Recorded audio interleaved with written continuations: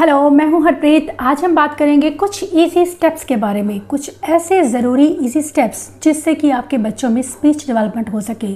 घर पर ही किस तरह से हमें बच्चों को स्पीच थेरेपी देनी है, ये वो स्टेप्स हैं जो कि आपके बच्चों में ज़रूर स्पीच को डेवलप करेंगे।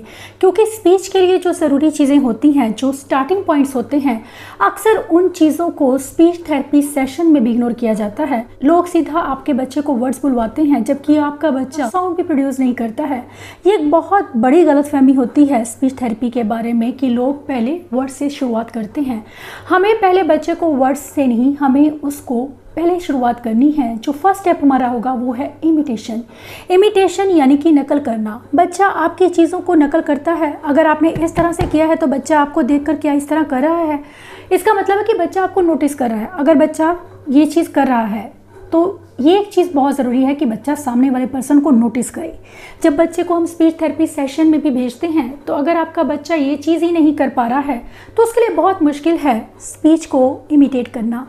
पहले ज़रूरी है उसे ग्रॉस मोटर मूवमेंट्स को इमिटेट करना। अगर मैंने इस तरह से किया है तो क्या बच्चा मुझे देखकर इस तरह से कर रहा है, ये एक चीज़ बहुत ज़रूरी है और ये बहुत इंपॉर्टेंट स्टेप है जो हमें बिल्कुल स्किप नहीं करना है। नेक्स्ट स्टेप होता है हमारा जिसमें हम बच्चे के साउंड पे वर्क करते हैं। सेकेंड स्टेप की बात करूँ अगर मैं, तो साउंड पर काम करने का मतलब है कि हम बच्चे को आ, ई इस तरह से बुलवा रहे हैं, लेकिन हमें ये सभी जो साउंड्स हैं एकदम से नहीं लेनी है। सबसे सिंपल साउंड लेनी है आ। ज़्यादातर कोशिश करें कि हम आ से शुरुआत करें, ई हम सबसे बाद में लेते हैं, ओ, ऊ ये चीज़ें जो हैं हम पहले लेंगे क्योंकि ये कंपैरेटिवली इजी साउंड्स हैं। जबकि ई के लिए कई बार बच्चे को बहुत ज़्यादा मुंह को अपनी इस तरह से खोलना पड़ता है और कई बच्चे ओरल मोटर डिसफंक्शन की वजह से ये नहीं कर पाते हैं। स्पेशली अगर आपके बच्चे को एप्रेक्सिया है तो उसे एक साउंड के बाद दूसरे साउंड में आने में बहुत वक्त लगता है। जो को एप्रेक्सिया है, एप्रेक्सिया ऑफ स्पीच है, उन बच्चों के लिए ये काफ़ी मुश्किल हो सकता है। हमें फिर भी धीरे धीरे स्टेप बाय स्टेप चलना है। अगर हमने एक साउंड बच्चे को सिखा दिया तो उससे रिलेटेड ही हम वर्ड सिखाएंगे बच्चे को। जैसे कि हमने बच्चे को आ साउंड सिखाई है, आ के साथ हम अपनी उसको और ज़्यादा आगे बढ़ाने के बाद उसकी स्पीच को डेवलप करने के लिए थर्ड स्टेप में हम लेंगे मा। अब बच्चे ने आ वर्ड शुरू किया है तो उसके साथ में हमने कॉन्सोनेंट को ऐड किया है मम्मा। ये थोड़ा उसके लिए मुश्किल हो सकता है, थर्ड स्टेप है। इसमें हमें क्या करना है कि बच्चे को हम आ साउंड अगर बच्चे को आ गई है तो मम्मा बुलवाएंगे और हो सकता है बच्चा आपके लिप्स को देखकर माँ बोले लेकिन वो मम्मा नहीं बोल रहा है, फिर भी आप उसे जल्दी से रीइंफोर्स करेंगे। रीइंफोर्स का मतलब है उसे कोई भी ऐसी चीज़ देना जो उसे बहुत पसंद है, चाहे कोई टॉय है या कोई एडिबल चीज़ है। इससे आपके बच्चों में आपकी बात मानने का बिहेवियर इंक्रीज होता है और बच्चे आपके साथ कोऑपरेट करना शुरू कर देते हैं, जो कि बहुत ज़रूरी है बच्चों में स्पीच डेवलपमेंट के लिए।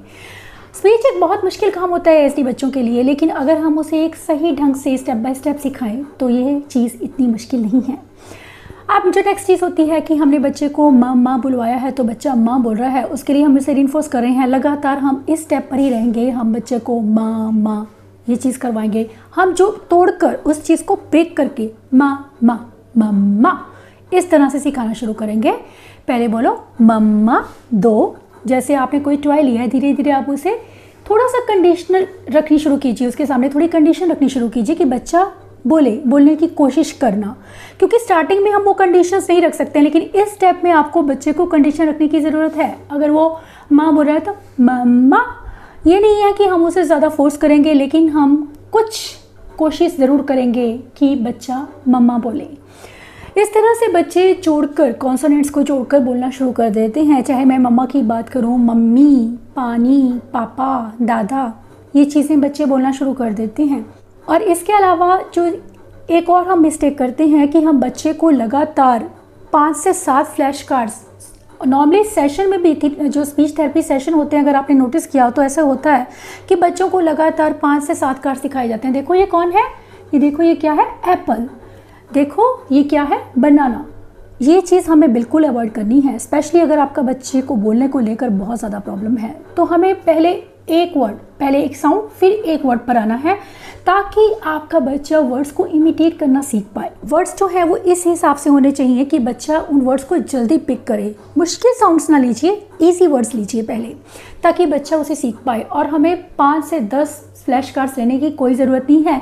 फैमिली मेम्बर्स की पिक्चर्स लीजिए, पहले मम्मा ही बुलवाइए, और कोई वर्ड हमें ज़्यादा उस पर प्रेशराइज करने की, उसको या फोर्स करने की ज़रूरत नहीं है। आप सिर्फ उसको अगर रोज़ पिक्चर दिखाकर मम्मा बुलवा रहे हैं तो आप उसकी स्पीच पर काम कर रहे हैं। दिन में कम से कम 3 से 4 बार आप 15 मिनट तक बच्चे को लगातार इन्फोर्स करके ये सेशन ज़रूर करवाएं, आपको रिजल्ट ज़रूर मिलेंगे।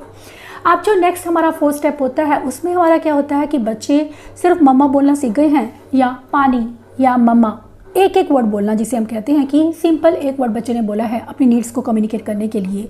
चाहे बच्चा रोटी बोल रहा है, पानी बोला है, वैसे तो ये बहुत बड़ी बात है, लेकिन हम इससे आगे बच्चे को लेकर चलेंगे, उसकी स्पीच को एक्सपेंड करने की कोशिश करेंगे हम 4th स्टेप में।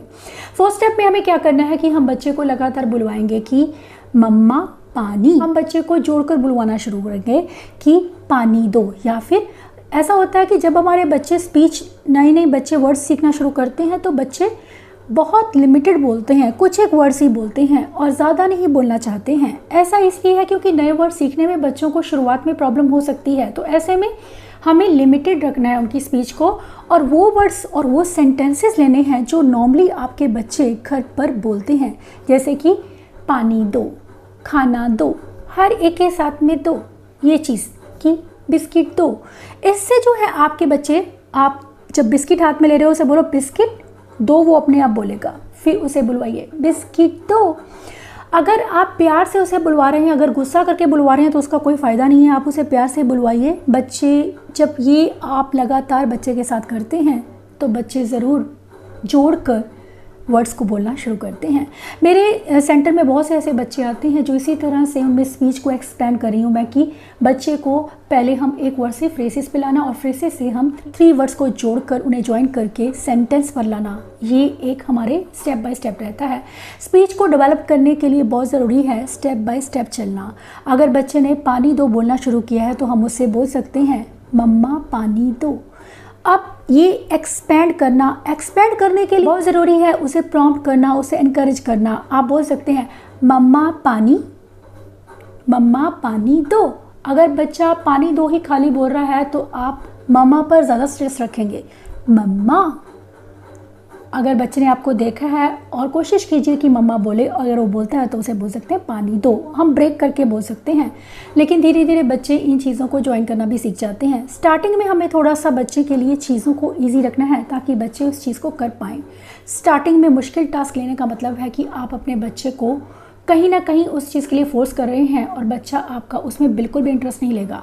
ज़रूरी है कि बच्चे के लिए टास्क को सिंपल रखा जाए, इंटरेस्टिंग रखा जाए, उसे रिइंफोर्स किया जाए और उसे प्रॉम्प्ट किया जाए।